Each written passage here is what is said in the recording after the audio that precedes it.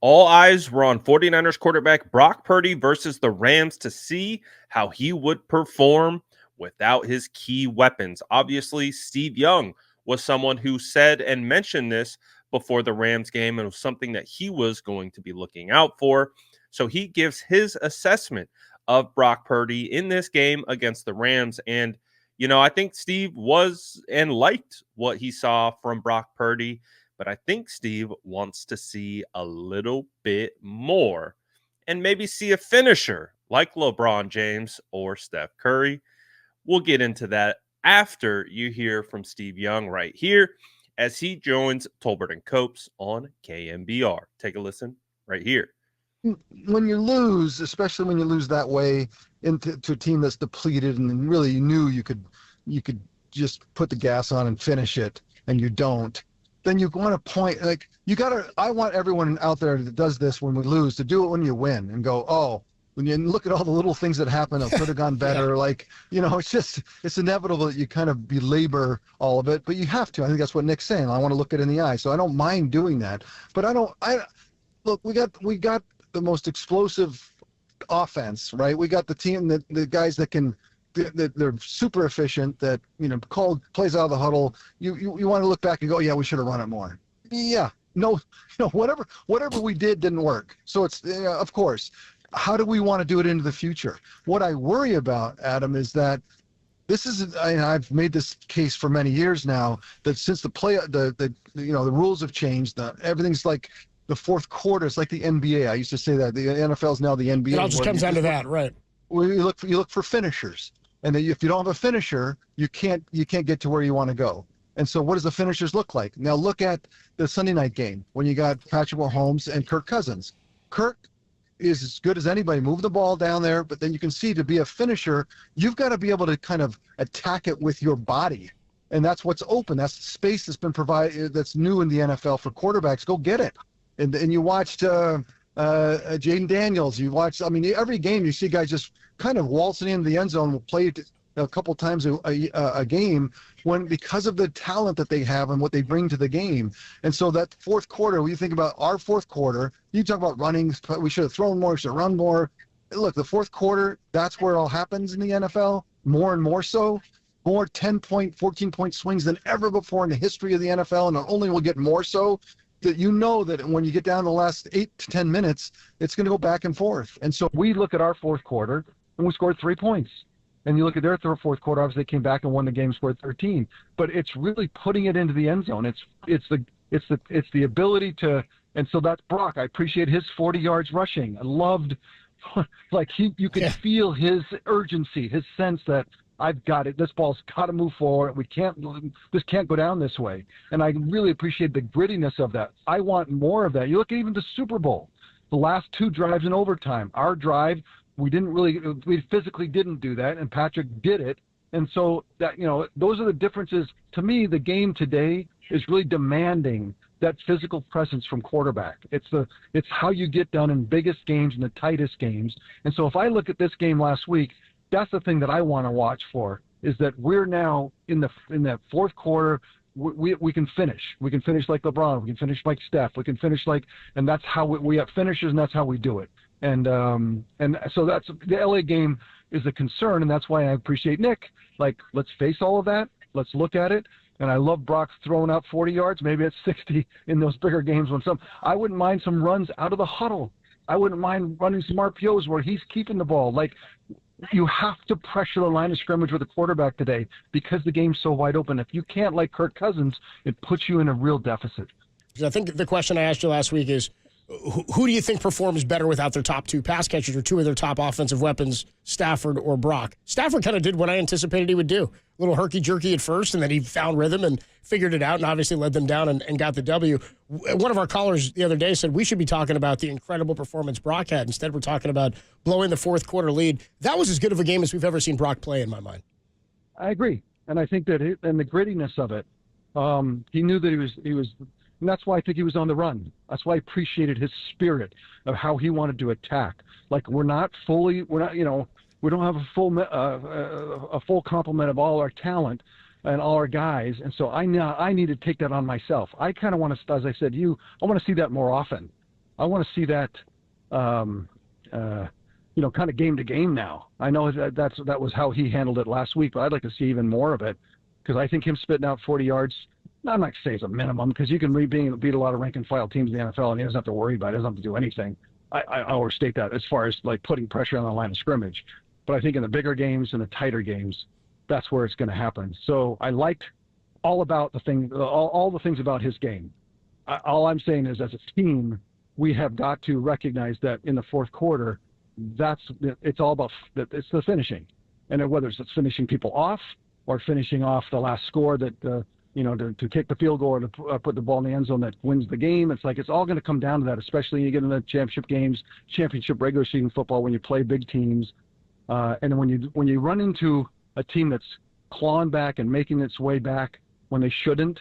That's why Nick's concerned, right? So that didn't seem right. You mentioned Jaden Daniels just in passing earlier. Show me a better throw than the one he made to Turner McLaurin for that touchdown. You talked about guys being under duress. What I love about it is that's a prototype today. That is a prototype quarterback. That's the guy that can move around, pressure the line of scrimmage, throw it all over the place.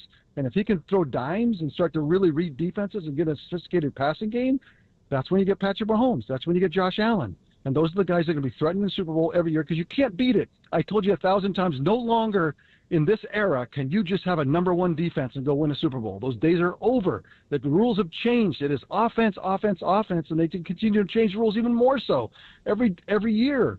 So it's all about a quarterback that can run around, throw it all over the place, and go finish. And that's why I love Brock's game, because Brock, to me, sensed that, and I'm going to go, in his own Brock way, right? His own unique Brock way, I'm going to get it done. And I thought it was super nifty.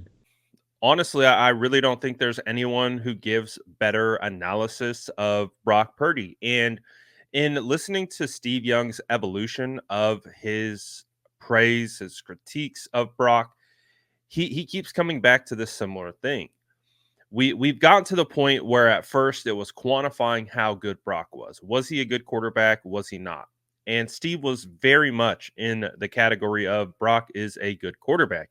But now that we have established Brock as a good quarterback, he continues to point out that it's not about just being a good quarterback. It's about being a difference maker. It's about being a closer, a finisher, a guy like LeBron James or Stephen Curry who can take over games. That's why he keeps mentioning all these quarterbacks who are able to make plays with their legs. And now, obviously, he credits Brock Purdy for his performance and what he was able to do with his legs in that game, the urgency that he played with, the fire that he played with. But you can still sense Steve wants to see a little bit more. He really is. And again, one of the favorite things that I love and been able to kind of identify about Steve throughout this process is how he views himself. He views himself as the Jaden Daniels type, as the Lamar Jackson, as the Superman type quarterback, whereas Brock isn't that. Brock is more, and again, we make this comparison all the time. He's Batman. And I think Steve wants to see a little bit more Superman out of Brock. And that's why he keeps talking about designed run plays with Brock. He keeps talking about Brock, moving more with his feet, making more plays. And when you look at that game, he was under pressure quite a bit. So he was using his legs within the pocket to be able to create separation and space away from defenders to be able to complete throws. But then when everything broke down, you saw that he would just take off on his own. And then you saw all these opportunities where he's keeping the play alive with his legs and things of that nature. We know Brock can do it. But that's also, we've heard Brock talk about, is he doesn't feel he needs to play and win that way. He just needs to be able to win with his mind and win with how he sees the field and things of that nature. But Steve doesn't. Steve keeps coming back to the physical presence of the quarterback. He keeps coming back to that. He is not letting that go. And this has been the evolution of Steve's kind of evaluation of Brock, and I appreciate it. We set the standard of what Brock was, and there was a lot of back and forth, and he was very gave a lot of praise for that. But I think now that we've set that standard, It's just like anything else. You're either getting better or you're getting worse. And when a football player evaluates another football player, they can talk about the things that are good, but they're still going to focus on the things that they can improve. And obviously, with Steve Young, he still wants to see this different level of physical presence of Brock. And I think, I agree with Copes when he said that this was one of the best games we've seen from Brock, and I agree. It was 60 minutes wall to wall of Brock Purdy willing this team forward, and that's exactly what you want to see. You want to see that week in, week out of him being the driving force, him pulling everyone else along, even if it's not just doing it from a physical standpoint, but from a mentality standpoint, from an urgency standpoint. We got all of that from Brock. So he continues to check those boxes, but there's something with Steve. He's not satisfied. He's not satisfied just yet with what Brock Purdy does. And to be honest, I'm okay with it because it gives Brock something to aim for, right? When you're getting critiqued by one of the best, and they're saying, "Listen, kid, you're doing a good job. You're playing really well, but there's still a level that you can reach." I think that's honestly, if I'm Brock, I'm not upset at what Steve's saying. I'm looking at it from a sense of he's critiquing my game and he's critiquing where he believes the NFL's at, and he's critiquing where he thinks I should be. And in one instance, is Steve wrong? Probably not. And honestly, again, I think that this game against the Rams showed a real strong glimpse of what Brock can be consistently over a long period of time. And I think there's another level to that. I think, there is another level where he is continuing to make guys miss with his legs and things like that. And again, we've talked about this before. One of the reasons Brock doesn't need to use his legs all that often is because he's so darn efficient within the system, is that he can see things, get the ball out on time, so he doesn't have to run around. That's one of the reasons why some of the quarterbacks that are younger and more athletic just run. It's because they're not as mentally up to speed with the scheme. So it's a double-edged sword.